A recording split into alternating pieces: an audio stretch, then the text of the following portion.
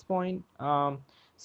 Basically, I'm Feroz. I have some 19 years in the industry, and I focus mostly on automotive. So that's why Dr. Saif asked me to present on automotive.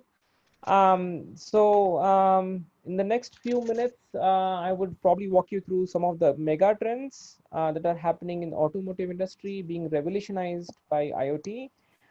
Some of the technologies that are really enabling and fueling this growth and developments, the impact it has, what are the domain areas that this hybrid megatrend is having in the industry, and what are the opportunities, right, for various players in this segment, and of course for academia to really invest into in this specific domain.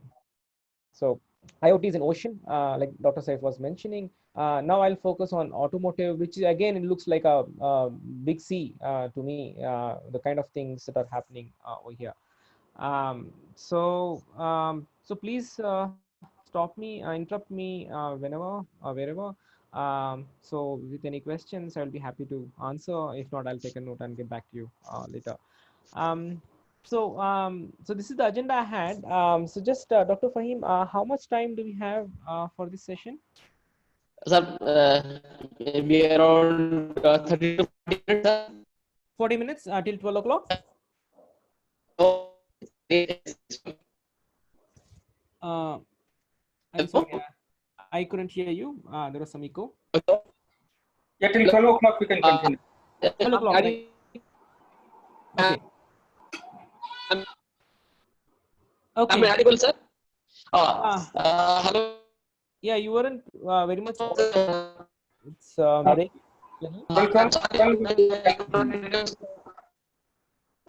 Okay, 12. Okay, around 12. Yes, yes, yes. Okay, around 12, right? Yeah, okay, so we have 40 minutes around. Yes, yes. So sure, great. Fantastic, thank you. Okay, so this is the agenda I had for today. So we'll start with some brief overview of embedded systems, which I'm sure you can teach me in this. But I have been an embedded guy right from the beginning. So I can just introduce embedded very quickly. Next is automotive systems. I'll probably go into a segment of that, which is into automotive segments and what kind of embedded technologies, and of course other systems that come into play in automotive typically. And then we'll jump into IoT on wheels and systems and solutions overview. So what are the different, what exactly it is, what is it about? And then we'll go into mega trends that are there in this hybrid area. Then we'll focus on the technologies, then domain areas of impact. Then we'll do a small chart, which is a SWOT, which is strength, weaknesses, opportunities, threats of this segment. And finally, we'll summarize and conclude. And for any questions, you can ask me questions at the end, or you can please interrupt me anywhere you want. So embedded systems, I don't have to define you. You're all professors and teachers, so you know very well. But embedded systems is essentially a computing system which is inside some larger system with dedicated function, with a dedicated kind of mechanical, electrical functionality that kind of drives. Um, yeah, so it can be an independent systems or be part of a larger system. So anywhere, everywhere we see, we find embedded systems. So it's one of the fastest growing segments, and it's growing not like in various technologies. Everywhere we see devices with some electronics inside that. So from smart clothing to smart banking, our own mobile apps. The ATM machine, or anything you see, right? Your ACs nowadays, which can be controlled through your smartphones, and your televisions. So all of these kind of end equipment can be termed as embedded systems. Anything basically other than PCs and desktops and laptops, so could be considered embedded. Of course, the other segment being data servers and data centers.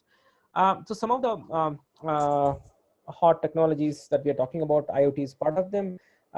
So it's ubiquitous computing, computing everywhere, anywhere, intelligent devices, cyber physical systems, context-aware devices.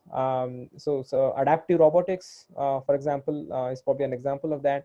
The robots that actually do according to the context and according to the situation, they kind of intelligently react. There's also something called cognitive computing and cognitive automation, which is again behaving more human-like. So this is something very, very interesting and cutting edge.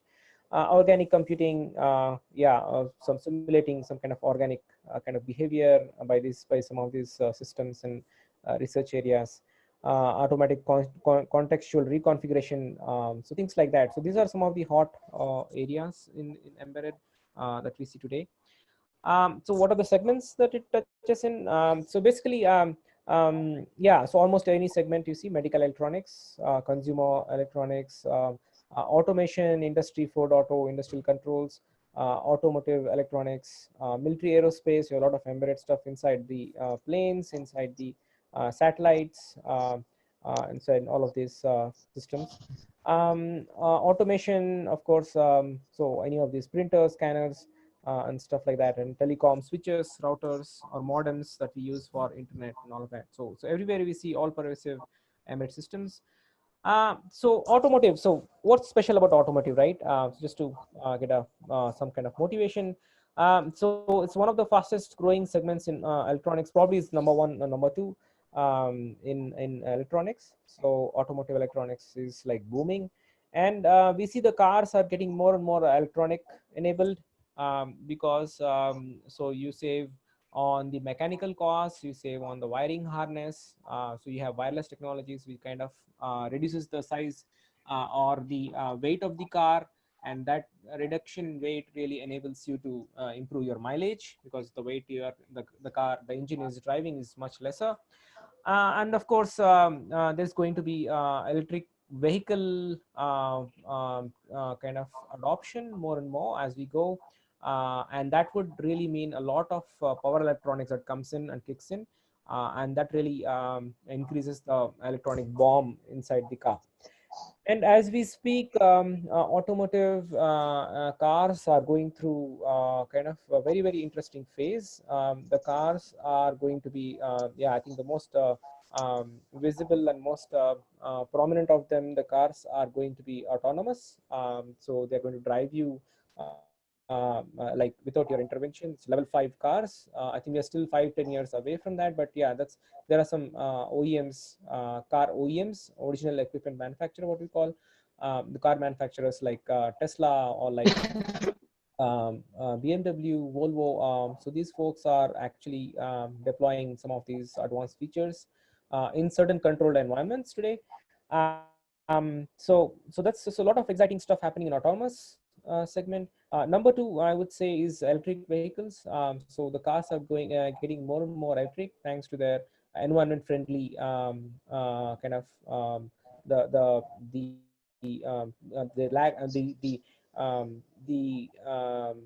lack of pollutants. It's good for the environment in the long term, and it's calm, quiet, the electric vehicles. So that's a big mega trend. And it's going to be cost effective. A lot of mechanical parts are going to be less, so the mileage is going to be it's getting better and better. With a single recharge you can travel like 400-500 kilometers. So that's really improving. And so that's a huge mega trend. Thirdly, I would say, is the connected car system, wherein it's essentially the cars talking to each other, cars talking to the infrastructure, cars talking to the cloud, and through the cloud and all of this infrastructure talking to restaurants, talking to service centers, talking to e-commerce players, talking to shopping malls whenever they pass through a locality, capturing the latest offers or discounts around that area. So a lot of interesting stuff happening in connected vehicles, what we call the third mega trend. So these are some of the trends that are happening. So as we speak, so a lot of exciting stuff being executed at OEMs. I work very closely with some of the OEMs, their advanced engineering teams and R&D teams, and these are some of the topics that we kind of discuss time and again. So some of the areas, embedded systems you see, or systems you see in electronics is essentially infotainment systems, where you see the car, enter the car, and then you have this music system, which was like very, very dull and it's unexciting, I would say, before. But now it has a lot of screens. If you have seen the Tesla car, a lot of beautiful screens, or the Mercedes-Benz UI UX. So that's really exciting and amazing. A lot of other features for safety, for driver assistance of the car. The car would actually come back the lane if it's missing the lane on highways, or what you call autobahns in Germany, and the fastest, so where you can drive like 200, 300 miles per hour. So the car actually, even if a small drift happens, it's like very dangerous. So the car actually comes back to its lane. It cruises, adaptive cruise control, what you call. It actually cruises on its own without the driver actually controlling it.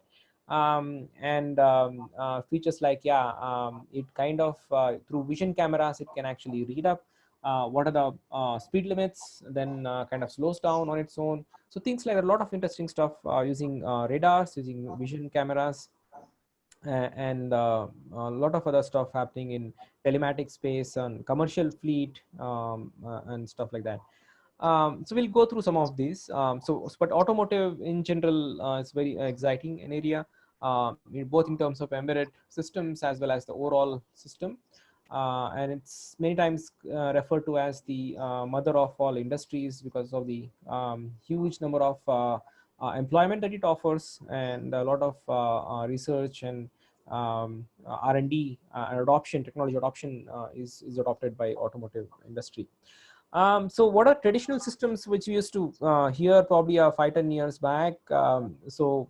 We used to hear about chassis systems, mechanical systems, and some safety features, and something very, very essential, drive by wire, if you see. Yeah, so multimedia infotainment was like a monochrome screen, and you could actually play radio and audio, and it was a big deal. But no longer. So you can actually play multiple screens. You can have screens for the driver, screens for the co-passenger, rear seat entertainment cameras, rear seat entertainment displays for gaming, for the kids behind, or for playing some movies or streaming some content from your phone. So multiple screens, and in fact you could actually speak. Natural voice processing, or natural language processing, NLP, that's actually catching attention.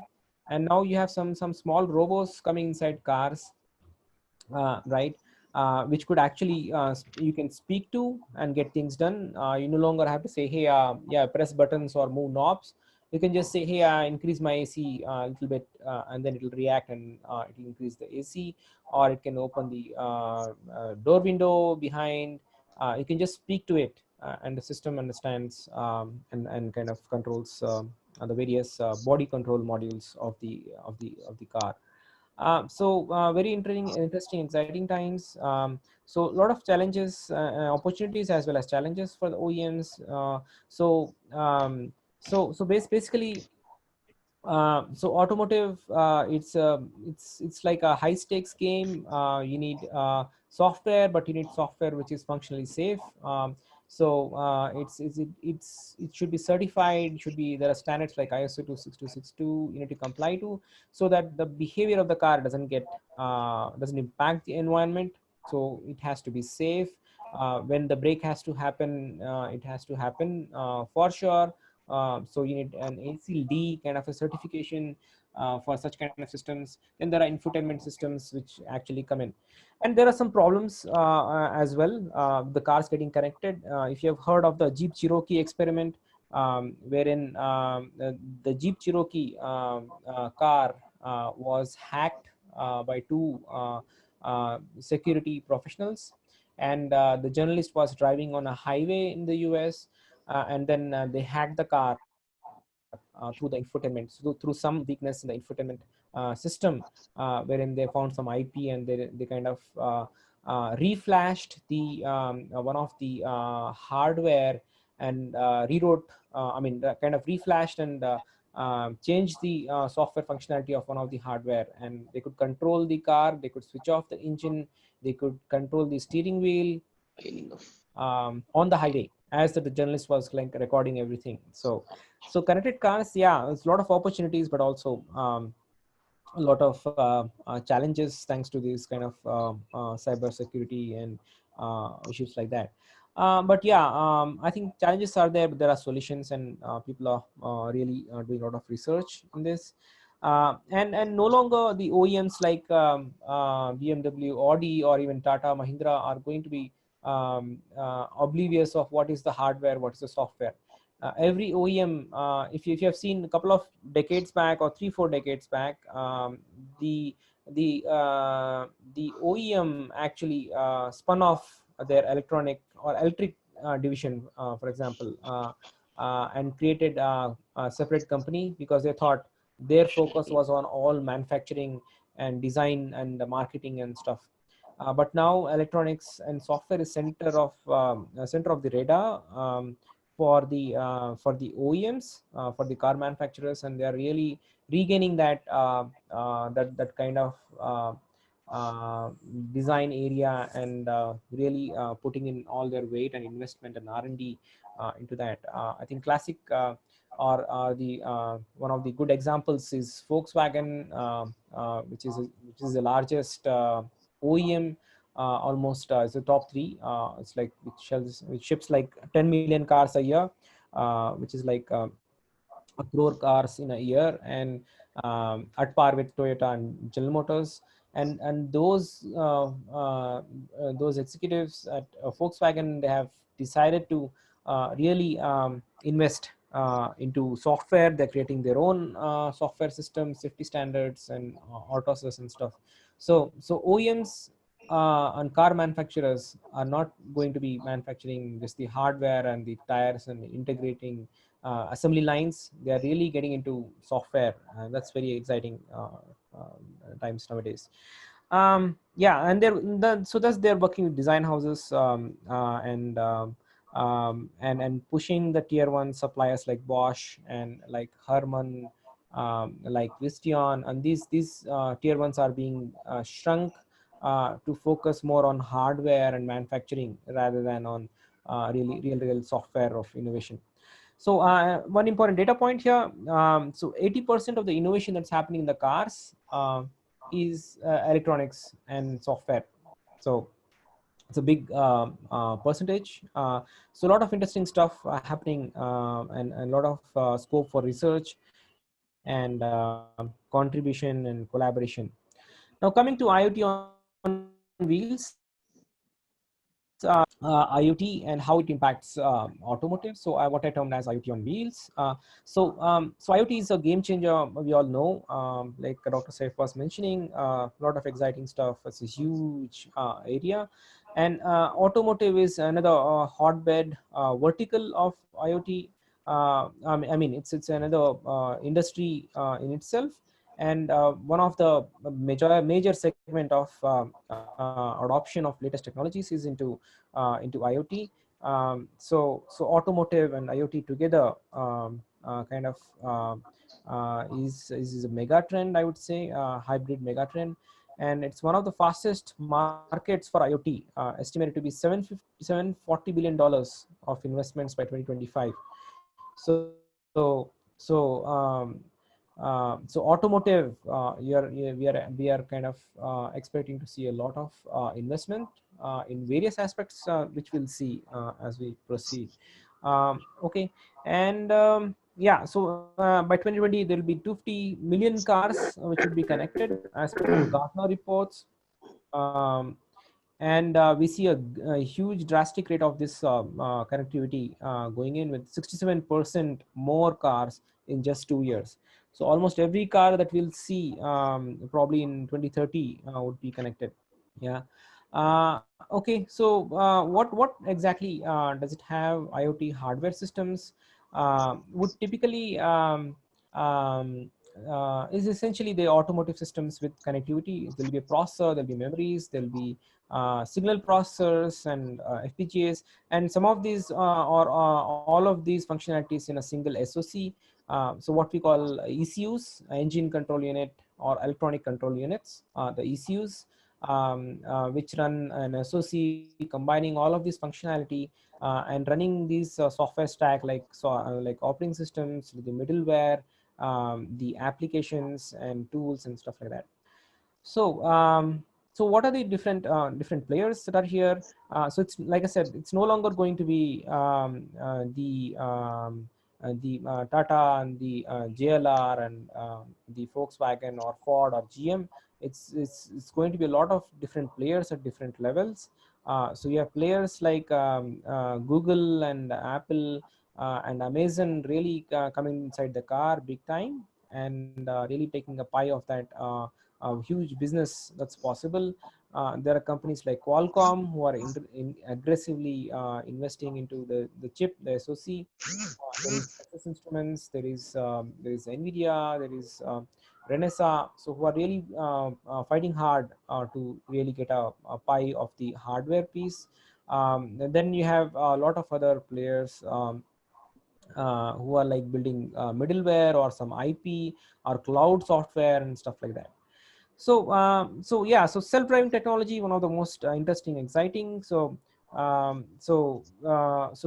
of the IoT technologies which would really impact it would be like 5G technology, or what we call the CV2X, the cellular V2X.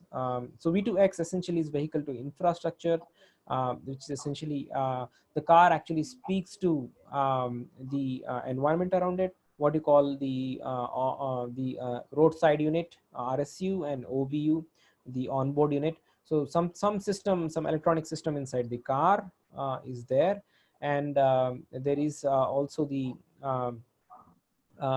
you have the roadside unit, which is again another embedded system, which is like placed along the highway or along the roadways wherever the car goes. So this really enables so the car to communicate with the car in front of it or behind it. Say for example, where all things fail, right, where all the sensors, the cameras, the driver, for example, in some highways, these cars go very fast, and there is a huge truck. If you have seen in some of these European countries, especially, there are huge trucks which really block the visibility of those behind it.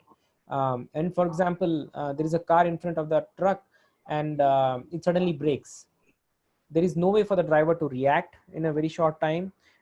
So what happens is these cars actually go and hit, and then there are huge problems, and there is a cascading effect, and a lot of cars just bang each other at such high speeds. So so one of the things that this technology, this V2X, V2V takes care of is as soon as the car brakes in front, immediately, without the driver having to respond, through Wi-Fi protocol, right, 802.11p, there is a communication which is also called DSRC. It's communication to the cars behind it in the vicinity, and they immediately get to know, hey, there is some stop, there is some brake, there is slow down. So we need to take action. So immediately there is an auto brake press, or the driver actually is intimated, and the corrective action is taken. So this is not possible with camera or a smart camera and things like that. So so some of these things enabling this IoT, and the cars talking to each other and then avoiding accidents. So all these are exciting, interesting areas of contribution and research, and of course they are being deployed as we speak. Now ADAS and driver assistance systems, so like I said, it could be through a radar, or through vehicle to vehicle communication, or a camera, or what we see on like Google cars, Waymo. You have the LiDARs, which are light based kind of systems, which kind of based on the speed of light, the reaction time, or the reflection time, they calculate the distances, and the create a point cloud of the area in front, and really are best suited for autonomous, and considered to be very safe. But overall, what we see, there are features which are like warning systems. There are features which are like control the car completely, which is far more complicated, which I was saying it could take another 5 to 10 years to really be completely autonomous, where you just go and sit and then it goes to wherever, whatever you speak to it, it goes to it, and you just do your office work inside the car. So that's still some time, but there are some warning systems and things like surround view systems, driver assistance systems, like rear camera and some, or it could be surround view around the car, or warning systems. There's a pedestrian or a boy who's like running from the other side of the road, and you are not noticed it, but the vision system really notices that, and then gives a warning to you, or slows down, or kind of takes a turn on its own. So things like that are also being designed, and they're available today. So another interesting area. Then you have this car as a service, shared mobility. This is a mega trend, I would say, because I think we are seeing a lot of these shared cabs. I mean, we all know Ola and Uber cabs. So people nowadays do not want to buy cars because they get Ola and Uber services at just a click of a button, at a very nominal cost. So the OEMs are also kind of recalibrating themselves to meet this trend, and they're actually selling to Ola and Uber rather than to consumers, right? So this is something that's kind of happening today. Then you have this cloud hosted intelligence. Of course, these cars with the connectivity improving, and data access, and a lot of data storage being available. You have a lot of almost all of these OEMs have, including, for example, Mahindra also has kind of a Mahindra Sense, Blue Sense, what you call. So there are systems on the cloud which really help the OEMs to get in touch with the consumers, and the consumers will be in touch and get some important information, feedback, and stuff. And in advanced countries, there's something called FOTA, the firmware over the air. So wherever you are, right, you can actually report a problem, and some technician will remotely access your car, and he'll be able to fix it remotely. So remote diagnostics, that's kind of revolutionary. This is also something that's happening. And even before the car actually requires a repair, there is something called predictive and predictive analytics and maintenance, and preventive maintenance. So before something goes bad, let's say the oil level is low, the system gets notified, and it goes to the IoT gateway, and it really reaches out to the cloud, and the user is notified and the oil is low. So the system could actually book an appointment at a service center close by, or according to his preference, and fix up a slot in the calendar, and then kind of remind him the appropriate time. It's time to change your oil, and yeah, whatnot. So a lot of hybrid kind of solutions and systems that we can see nowadays. um yeah so And then of course, yeah, insurance, right? So nowadays, with these technologies and with AI, so you can monitor whether the driver is distracted, if he's driving in a good way, his eyes are on the road, or he's actually looking out, or he's like chatting on the phone. So all of these behaviors which are like risky, because I think there is a statistic that, yeah, probably majority, I think 80% of the accidents are kind of because of human error. So for the insurance companies, get feedback periodically, and they can actually monitor the behavior of the driver, especially important for truck drivers or fleet drivers who sometimes are kind of going very rash on the highways. So and brake suddenly. So all of these events like sudden braking or over speeding, so all of these are monitored and noted. And for such clients, for such fleet companies, the insurance premium goes up, right? So if you're driving dangerously, so the insurance actually goes up for such companies. So a lot of good things happening there at the IoT enabled solutions, which are increasing the safety, which are kind of incentivizing the drivers to kind of drive safe, and yeah, securely. So now summarizing, so what are the mega trends that we see as we speak today? So the cars are not just products. The car OEMs are going to be services and user experiences. They're like user experience providers, they're mobility providers, some of these like shared mobility, e-commerce inside the car, and with services like predictive maintenance and remote diagnostics, and new monetization models. So it's not like the OEM sells the car and it's done with it. It could actually have multiple streams of revenue from the consumers with this IoT enabled systems. Secondly, what we see is software and technology adoption is going to be huge. So you have companies like Apple, Baidu, Alibaba, Google, Amazon, Uber, all investing heavily, and big technology players coming into this and kind of investing and trying to grab the user experience. Then you have wireless, in-car wireless experience, and of course Wi-Fi and Bluetooth, and cloud connectivity, cellular, 4G, 5G.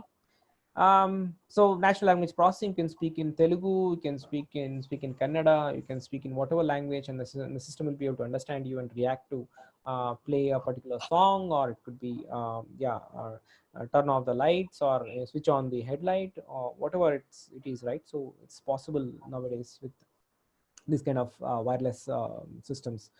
Then you have telematics connected mobility, which is essentially for fleet managers, people with companies with huge number of trucks, or fleet, or goods carriage. So all of these, there are a lot of pain points that this IoT really helps. Asset tracking, fleet management, theft prevention, driver behavior monitoring, supply chain, predictable, robust logistics, remote diagnostics. So a lot of so like for example, some of these truck drivers, or the assistants, they actually steal the fuel. They actually fill in, but then actually steal the fuel and sell it and make money. So there's no way to find out this would have happened before, but now with this technology, it is possible. If he's making an unwanted stop somewhere, or if he's going in an unexpected path, the system will immediately notify the monitor, the company monitors, and the driver would get a call, or he would be penalized for that. And then they're also like the fuel size, right? If the fuel size, the weight of the fuel, there are some weight sensors, and the weight of the fuel is suddenly drastically going down. That means it's like somebody is taking it out from the pipe. So there are very intelligent systems. So if such a thing happens, it gets notified again. And yeah, of course, we have covered FOTA and a vehicle to infra and cloud, this kind of thing. So what are the technologies that are actually driving this IoT adoption and proliferance in this segment? So machine learning AI is definitely one of the hottest technologies. So you find it everywhere, wherever it's possible, wherever there is data, wherever there is the speech processing, whether there is vision processing, wherever there is some intelligent smart personalization. Now you're talking about the mood monitoring of the passengers and stuff like that. So AI and ML is a big kind of technology trend area, huge amount of research and investment in that. CV2X, V2V, and V2X, so vehicle to infra. Again, like I said, lot me. Apart from safety, you can also open up e-commerce. So a car passing through a shopping mall may get some offers based on the person's preferences and past purchases. So it's all like it's all like magic. So he gets offer on his car. Somebody announces in his car saying, hey, there's an offer to buy this particular smartphone at this price, and there's a huge discount. Then you have cellular technologies, 5G. So a lot of high-speed streaming, gaming, and navigations are enabled, and live updates and stuff like that. So 5G is going to be another major technology whenever it comes in. IoT infra along the highways. So you have intelligent cameras, wireless cameras who kind of stream content, inform its the cloud for any accidents or for some slow traffic, and probably inform the local administrators of any speeding cars or traffic accidents or things like that. So IoT smart infra is another trend, and then we have seen some things like even it could actually advance into, once electric vehicle adoption happens, the roads itself could be solar chargers. So as the vehicle travels through a road which is solar enabled, it gets recharged on its way. So there is absolutely no need for fuel stations or recharge points. So that's something very, very exciting and interesting that could happen in the future. Then the other technologies like big data, of course, there are tons and tons of data that these connected vehicles will start generating as they get more and more connected to the infra and the cloud and various other devices inside and outside the car. So there's a huge amount of data, and this is data is the new oil, right? That's what Ambani was has actually mentioned. So this is a huge source of data, and that's why a lot of technology players and analytics companies really very much interested in this big data. Then you have augmented reality, which is like which is very, very interesting, right? So there is a car technician who is okay, who's an average guy, but he has to go to a client or on the highway, some car is there to be repaired. He goes there and he wears some smart goggles, and as soon as he wears those goggles, he gets augmented reality, some additional information. He gets info on what is the anomaly or what are the various things he needs to check, 1 2 3 4 5 6. So he can actually see like a robo sees, right? We would have seen in some movies. So he can actually see what are the various things he needs to do. And at the same time, there could be a senior technician or an expert who can be remotely monitoring this, and he can actually advise him over speech. He can speak to him and say, hey, this is the wire you need to connect to, and or plastrate and things like that. So augmented reality, another interesting area for service. Of course, simulations, testing, automation is going to be very, very important, especially given the connected nature of these vehicles. Okay, so what are the domain areas of impact? Connected mobility, telematics, I think I've covered this. Fleet management, monitoring, utilization of vehicles, fuel optimal fuel usage, detection of theft, unwanted stops, route optimization, things like that. So these are very, very interesting areas and pain points being addressed. E-commerce and monetization models. So it's said that, yeah, after office and home, people spend most of their personal time in the car, and that's where all of these companies are jumping in with all the technology. Another significant area of IoT on wheels, I would say, IoT for vehicles is the factory 4.0 or industry 4.0. What we call so various things that could be detected. So all of these systems and equipment get RFID tags and for tracking and tracing and theft detection. So inside the factory, and it is now possible to really engage with clients before the car is actually manufactured. Let's say I'm a buyer, I can choose what kind of color I want, what kind of features I want on a website of the car, and then it automatically goes to the factory, and a custom built car is made for me within days or maybe hours in the future. So just in terms, it's called value innovation, what we call in management. So we can have high efficient mass production enabled by IoT. With technologies like cognitive automation and adaptive robotics, so robots actually automatically get this information, and they're able to create a car of my choice based on these IoT technologies. So that's very interesting. And smart infra and highways, I think I've covered some of this. Sustainability, like you're going through a highway, the streetlights are always on. Not necessarily, right? So the streetlights have to be on only when a car is passing or a pedestrian is passing through it. So IoT enables you to save on this energy by switching off when it detects there is nobody using the road, which is most of the part of the night. These are kind of close. So energy saving is another area around along the highways that this could really save a lot of cost. And of course, vehicle recharging for electric vehicles. And like I mentioned, smart parking assist. So again, parking lights and identifying, helping customers find smart parking, and of course smart infrastructure, and then monetization, identifying refueling station and restaurants and stuff like that. And yeah, finally, autonomous drive, ADAS.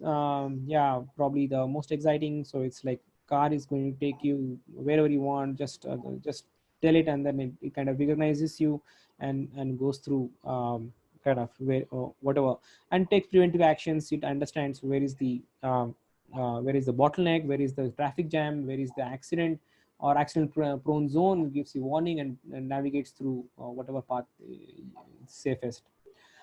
Then you have safety security systems like e-call boxes or car black box or plain black box, like what we call, we have something called car black boxes, which kind of immediately call up 911 in the US, or the emergency control center in India, 100, and then so it notifies, and then automatically things like that kind of happen.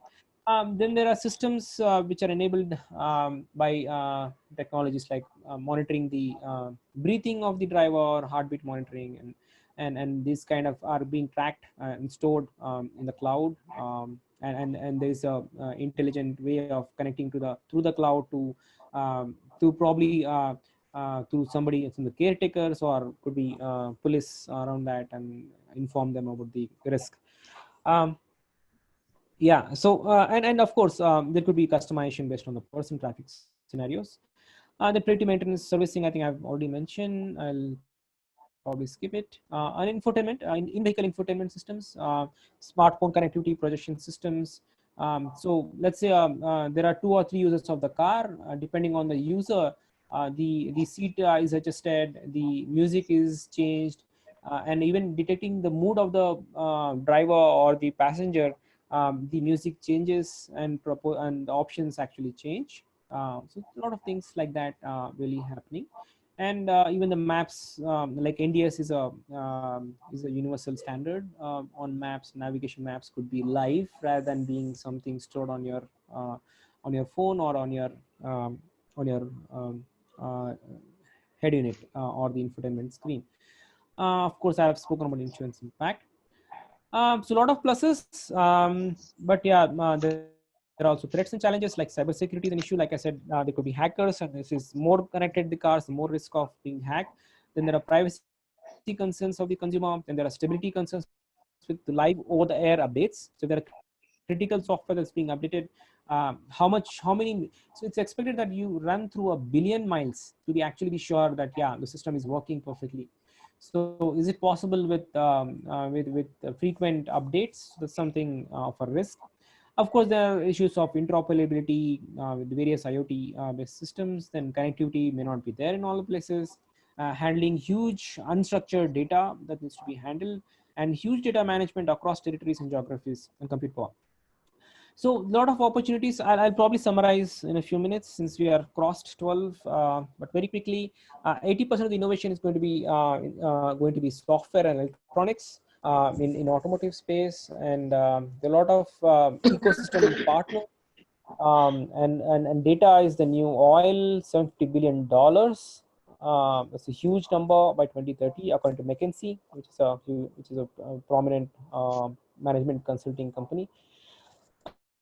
So this is a new opportunity for companies to transform themselves, adopting IoT and digital, and kind of building up ecosystem partnerships, and enabling consumers to really give feedback to them in the entire product life cycle, not just after the sale, right from the beginning, from design to manufacturing, to sale, and to post sale service. So it's a lot of touch points that automotive players can actually utilize this stuff. Yeah.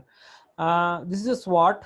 This is just a summary of what all can be, what all the strengths, weaknesses of this, and threats and opportunities. So I think I've covered most of this summary.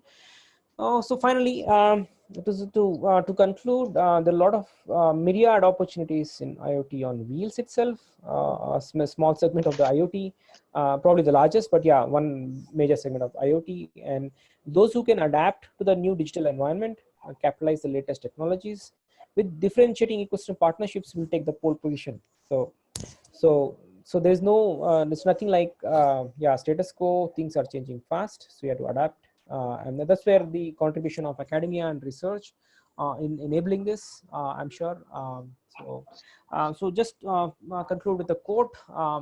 This is quote from Henry Ford, who is like probably the father of automotive, very famous for his T car manufacturing, mass production, and all of these concepts.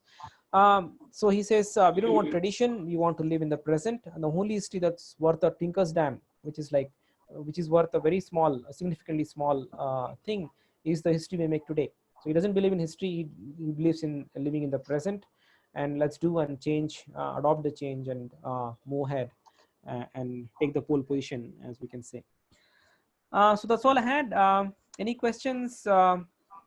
You may please ask me, otherwise. Any questions?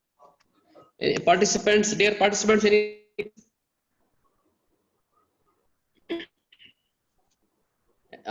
Okay. Okay. Hello, dear participants. Any questions, please? Hello. Hello, Yes, sir. Yes. Yes, ma'am. Yeah. So actually, I had some doubts, sir, in this. Yeah. In remote areas, there is no signals and all, sir. How what will be the problems arises due to this, sir? Means Yeah. how? Yes. Good question. Definitely a good question. So connectivity is one of the weaknesses of this adoption. So obviously, some of the functionality would not be there. So you can't actually kind of connect to the cloud and share statistics. But there are systems which have an offline mode. For example, the Amazon Alexa stack, if you've heard of, they have something called the offline mode. So you can actually still speak to this software, and it understands and tries to do whatever is local inside the car. But the moment it connects to the next connectivity point, maybe you cross the village and reach a town with some better connectivity, it connects to the cloud and then kind of gets the responses or updates the data. So valid point, definitely. But and the side kind of corollary of that would be, you need to build infrastructure along the highways, smart infrastructure. So that's going to be investment from the government and of course private entities that we see. So good question. So connectivity is a challenge, but with 5G and with the offline mode and different kinds of software kind of hacks, this is being kind of taken care of as we speak. Thank you, sir. Yeah, thank you, man. Yeah.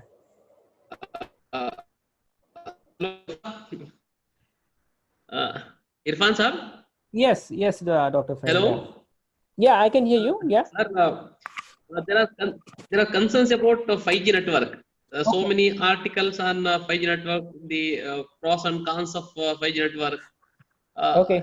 Is it going to play any role in IoT on wheels? Of course. So as a technology, as a concept, it's going to be like what Madam was telling, the problem of connectivity and bandwidth, right? So all of those issues should get resolved. Yes. There are of course some concerns about health and all of that, but I don't think it's substantiated at this point of time. But I think it's a huge impetus to IoT on wheels, definitely. A lot of things would be possible with huge bandwidth and connectivity and reach. Definitely, it will be a big impetus. Okay. Thank you, sir. Thank you. Yeah, thank you. Any more questions? There is one hand raised from T. Suresh Padmanabhan. Suresh Padmanabhan, please continue with your question. Suresh Padmanabhan. You need to unmute, Mr. Suresh. Suresh. You're on mute.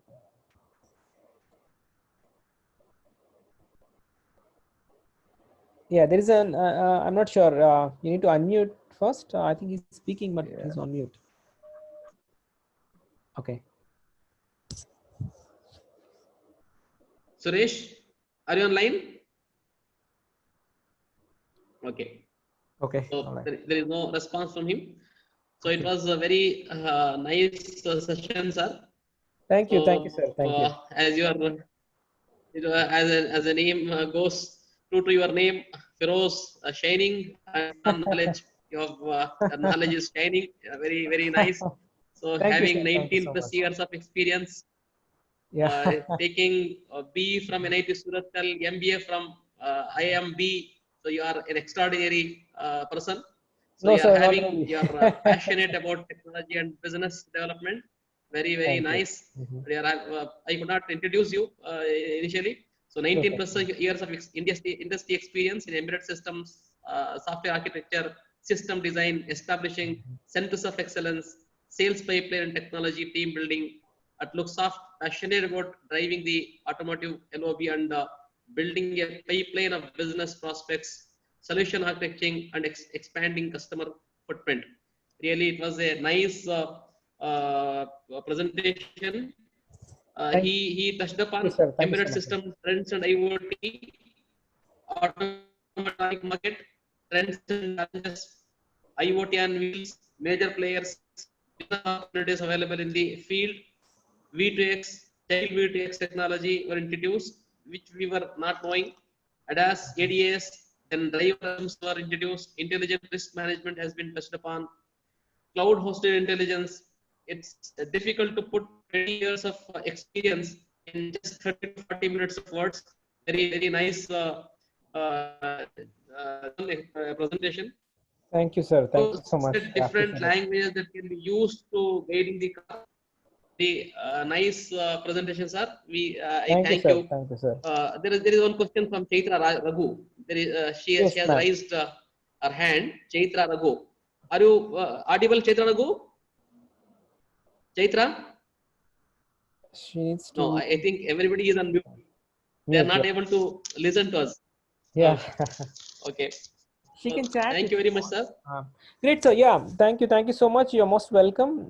Really appreciate your time and hosting this. So I'll be happy to really support you in whatever questions you may have offline. So please feel free to reach out to me for anything. Yes, sir. Yes, sir. Yes. Great, sir. So, participants, are you able to listen? Hello, am I audible? Yes, sir. Yes, sir. Dear participants, please Yes, sir. note that feedback form will be posted after this session. Feedback form will be posted after this session in our Okay. WhatsApp group. Please click on it and fill it on the certificate. The certificate gets generated and you can download it.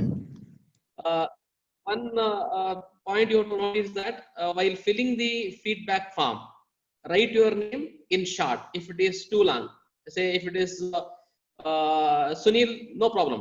If it is very little lengthy name, please write in short. Similarly, Department of Electrical and Electronics Engineering, that can be reduced as Department of DEPT, Department of ELE Electrical and ELN Electronics. So college name, if too large, please shorten it. Use abbreviations because your college is known everywhere as GC. If I say it is Gausia College of Engineering throughout Karnataka, anybody will name it. So your name similarly, any like DBAT, if it will be done. So you can no problem. So at the end of today's session and end of 5-day long 1 week faculty development program, I would like to thank all the speakers, starting from Syed Yasin, Hidayat Khan, Luqman Sharif, Syed Samir Saab, Dr. Syed Abrar Saab and Feroz Khan.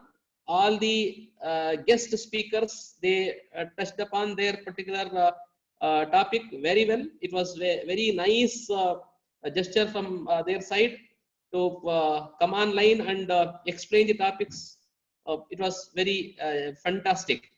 And I would like to thank Dr. Saibasa, who has painstakingly each day he would 10:25 start the session. He has used his own personal Zoom ID, which has having infinite time. There is no time limit in his particular Zoom app. So any length we can speak. So I personally thank Dr. Saibaba, myself, and on behalf of GhousiaCE College of Engineering. I would like to thank GhousiaCE College of Engineering management, principal, and our beloved HOD. And I would like to thank Millat Foundation for Industry and Research and Development, which is a co-host with us. And particularly, I on part of the participants, it was nice to note that no one left once the session started. It was very nice. Just side. Once the session started, nobody left. So it was nice. So thank you, Anandal. Thank you very much.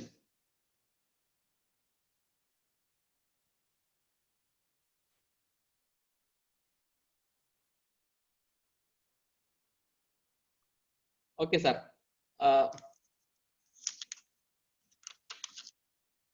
Thank you, Irfan bhai. Thank you, Feroz bhai. Yeah, okay, thank you. Thanks, everyone. So stay safe and healthy. Thanks for the kind words, and you're most welcome. Dr. Fahim, yeah. Thank you, sir. See you, man. I'll disconnect. Thank you. Bye.